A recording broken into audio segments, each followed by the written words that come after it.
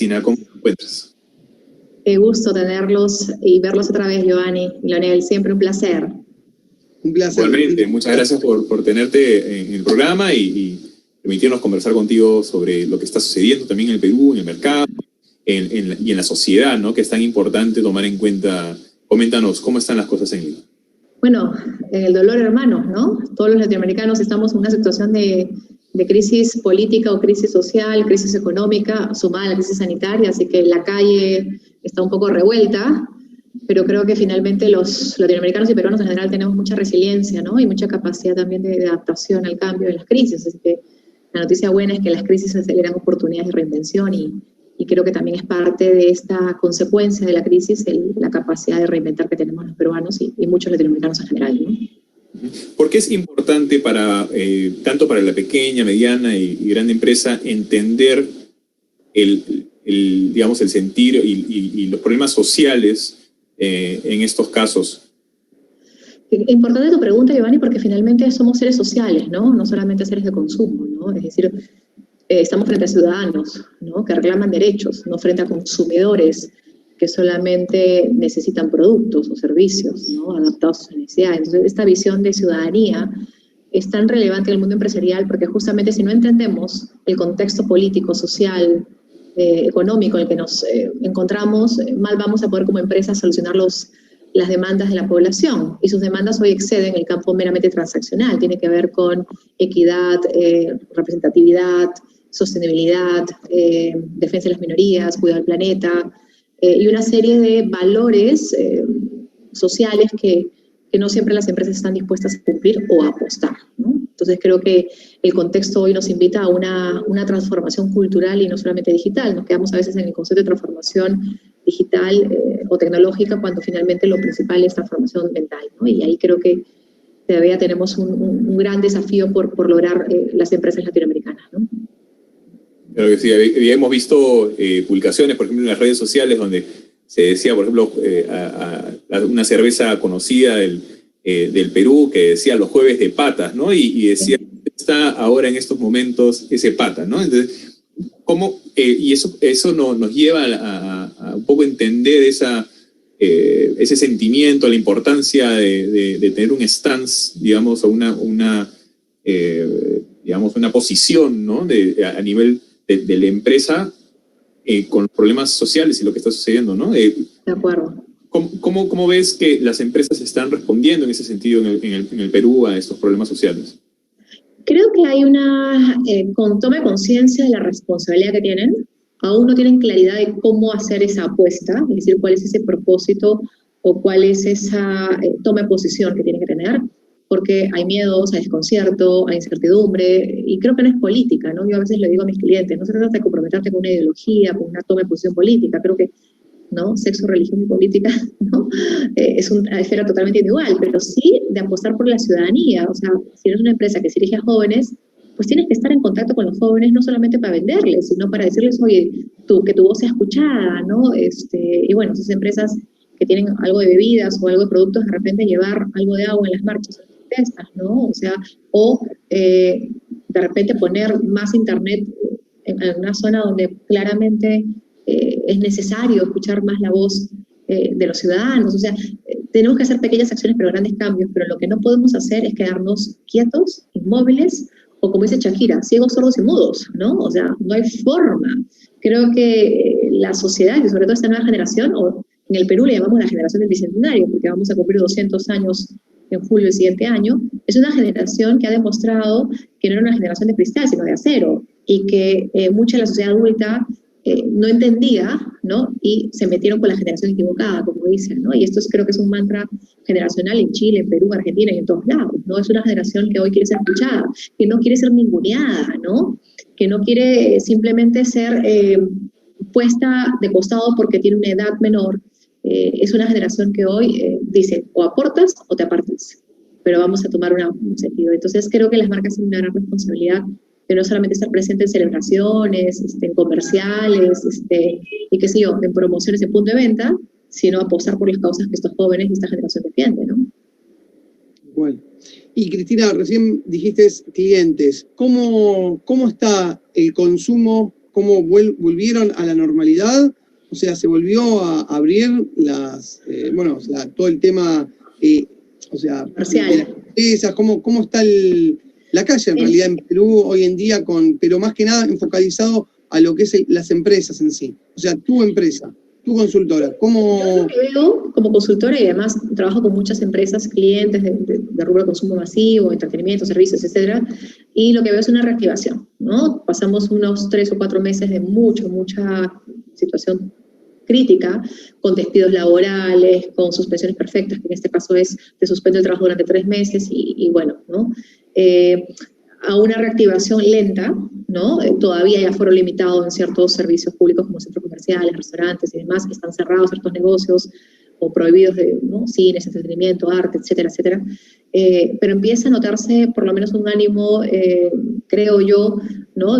Por lo menos en el mundo empresarial, de reactivación, ¿no? El consumo todavía sigue restringido, todavía hay una billetera estrecha, todavía hay un consumo más consciente, back to the basics, es decir, empezamos a tener un consumo más racional, planificado, ¿no? De pronto el consumo suntuario que antes podía darse empieza a pensarse 2 veces, pero el ánimo empresarial creo que es un ánimo empresarial de expectancia, ¿no? En algunos rubros, y de moderada esperanza en otros, ¿no? Eso es lo que... Ahora, en el Perú, lo que se le suma es la crisis política, lo que enturbe el panorama y que nos genera además situaciones muy dramáticas para las microempresas, ¿no? Que evidentemente no es tan fácil sobrellevar una crisis económica y una crisis sanitaria y encima tener este ruido que claramente afecta a las inversiones, que ahuyenta, ¿no? Y que además hace que todo el mundo se ponga un plan de riesgo mayor y de conservadurismo económico, ¿no? Entonces, sí creo que ese es uno de los principales problemas de nuestro país y que creo que de Latinoamérica,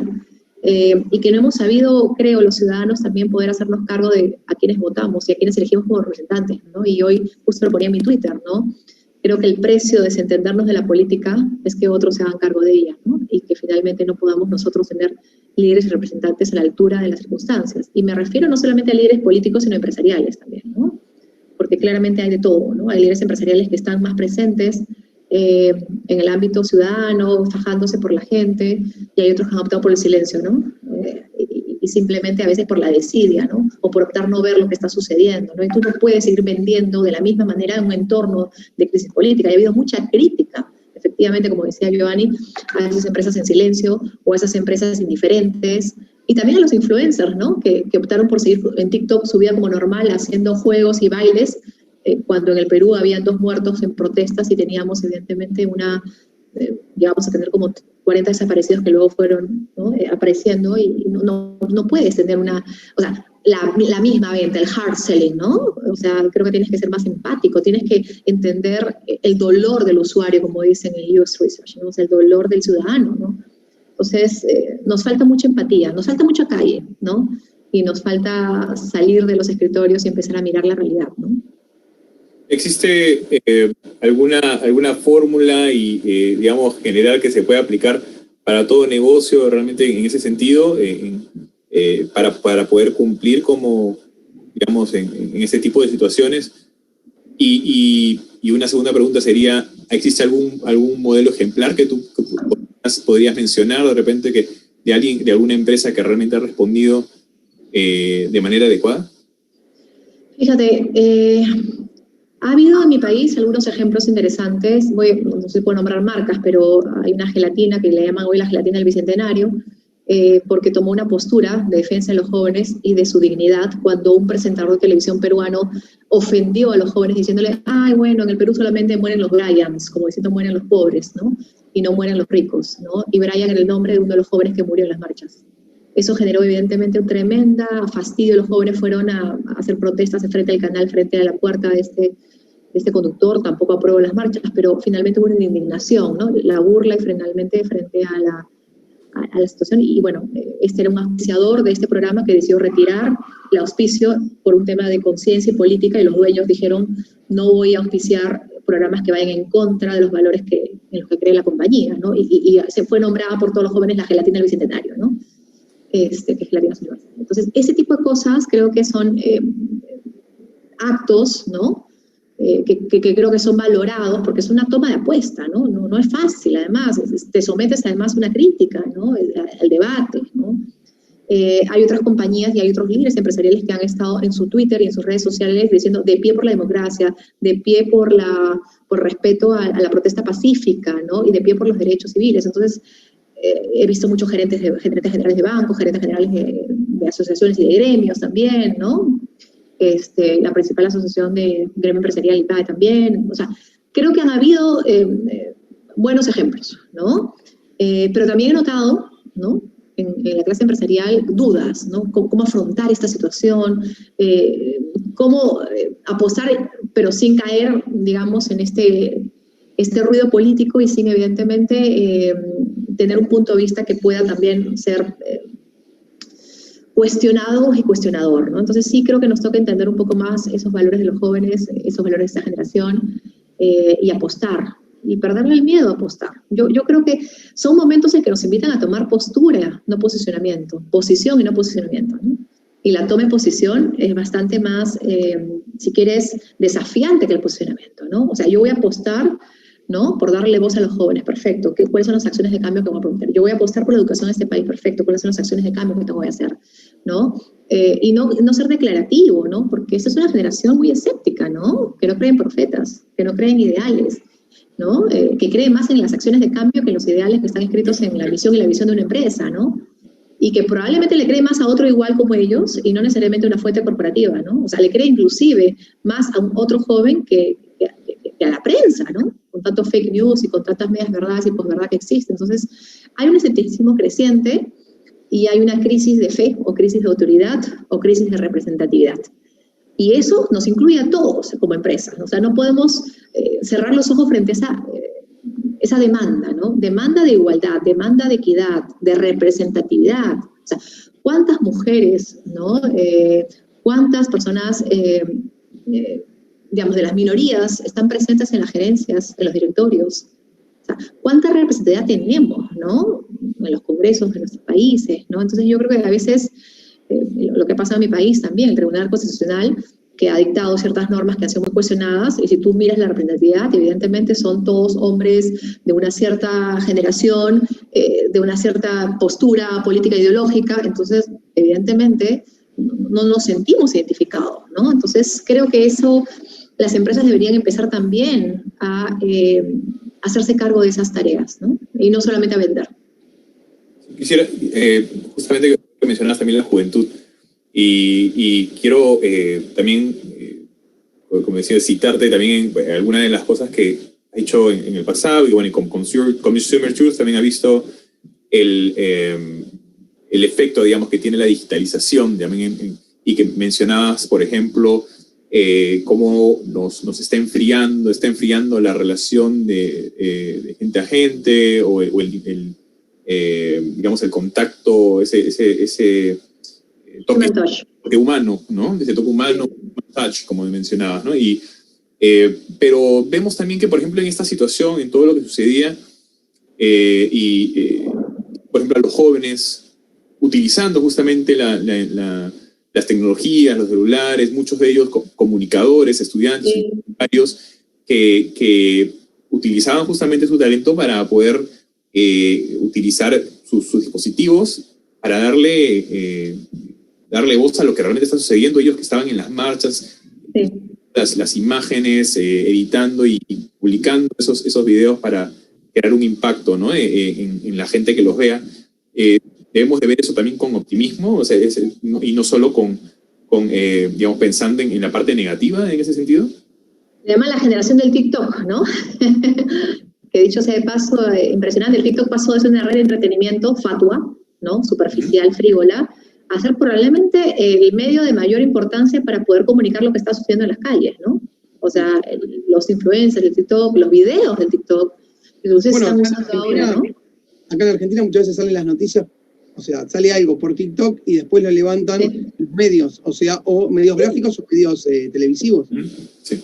Son los nuevos reportuiteros también, en Twitter, en TikTok. Entonces, estos jóvenes que son generadores de contenido, pero también son activistas, ¿no? Son jóvenes que de alguna manera también producen sus ideas y no tienen que esperar a que un medio lo haga, ¿no? Entonces, me parece eso muy relevante porque va a cuestionar inclusive la industria de los medios, ¿no?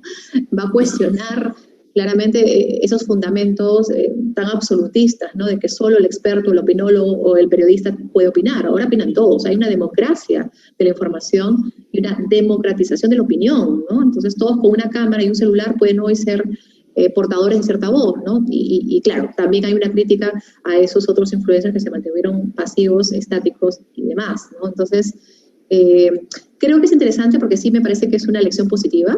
Hoy está sucediendo una generación que creo que se compromete un poco más, que tiene inclusive mayor interés por la política que la que tenía la anterior, que se hace cargo, ¿no? Y que creo que va a tener un rol importante en los próximos años, sin duda. Y Cristina, a ver, próximo 2021, ¿tenés pensado, no sé, editar un libro más? ¿Qué perspectivas tenés? Lionel, déjame con dos. Ya, mira, voy a hacer el Vincherry, ¿ah? Desnudando a la mente consumidor y Estrategias de Honkai, ya que me lo preguntó. Esos son los dos libros. Pero este es del año pasado nomás, ¿ah? O sea, que acá recientito nomás.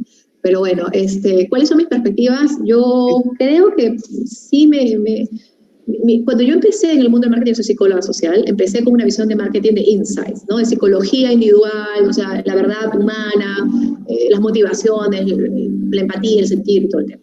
Luego fui migrando hacia un concepto de mindset colectivo, ¿no? Que tiene que ver con transformación cultural, con la calle, ¿no? Y el entendimiento de lo que son las comunidades y los entornos.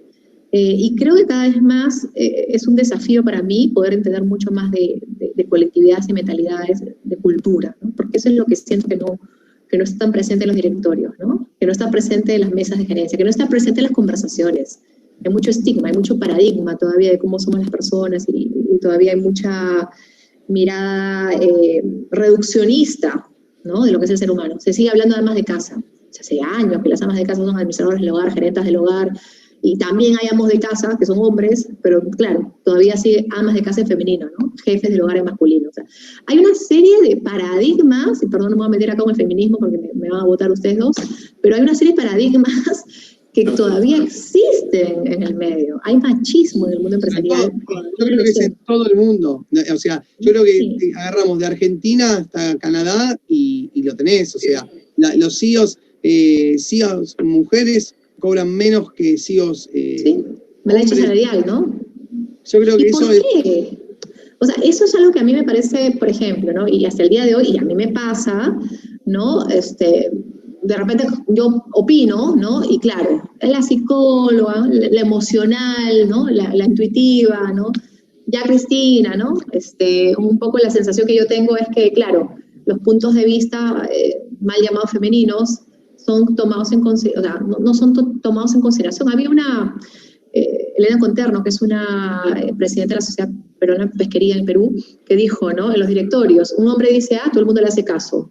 Una mujer dice A y lo dijo primero y nadie le hace caso hasta que lo diga primero un hombre, ¿no? Entonces todavía existe ese tipo de cosas donde uno siente cierto nivel de discriminación en todos los frentes, ¿no? Espero que eso vaya cambiando, pero si algo de aporte puedo hacer yo como psicóloga social en el mundo de los negocios y prestar al mundo de los negocios, seguramente va a ser eso. O sea, voy a decir desnudando la mente, como el nombre de mi primer libro, pero desnudando la mente en un terreno más social, ¿no? Y más cultural. Aquí en Argentina hoy en día se está discutiendo la ley del aborto y bueno, obviamente está muy dividido. También hay otra grieta donde hay gente que es pro y hay gente que está en contra. Y bueno, nada, y justamente, pero creo que eso está bueno que... El debate es bueno, ¿no? Pero hay fractura social, o sea, hay fractura social, la indignación es la nueva gasolina, ¿sí? Y entonces tenemos que escuchar esa voz de la calle, lo que no podemos permanecer quietos. Ahora, existe en toda Latinoamérica, en Chile, en Argentina, en Guatemala, en México, protesta ciudadana, ¿de acuerdo? Y esa protesta, bueno, en Estados Unidos también, ¿no? O sea, existe un desembalse social, ¿no? Por eso es que hablamos nosotros de la paradoja del progreso. Creo que no somos los únicos, hay varios científicos sociales que hablan de eso. O sea, esa paradoja del progreso que ha traído crecimiento económico pero no crecimiento moral o de valores o de coherencia, ¿no? Entonces, al contrario, creo que hemos decrecido en esos valores. Entonces, en el Perú decimos que a veces los tuppers, los maletines, ¿no? Han inundado de alguna manera también el trasfondo político. En otras palabras, la gente está reclamando coherencia, decencia, ¿no?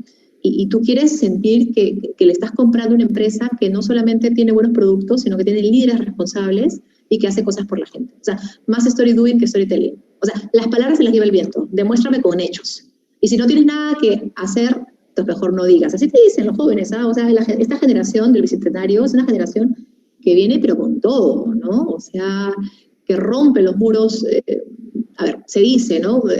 Oye, no es que somos de izquierda o derecha, somos los de abajo y vamos por lo de arriba. Así te lo dicen. Eso está en Argentina, en Perú, en Chile, en todos lados, ¿no? Entonces, no me pongas etiquetas. O sea, no se trata de qué color soy, si soy rosadito, azulito, naranjito, rojito, ¿no? O sea, colores ideológicos o políticos, sino se trata de que mi voz sea escuchada, ¿no? Y que yo pueda, además, escuchar la tuya. Y creo que ese no binarismo, entendido en términos como la aceptación de la diferencia, creo que es una demanda nacional y es algo que tendrían que las empresas empezar a mirar más, ¿no? Claro que sí.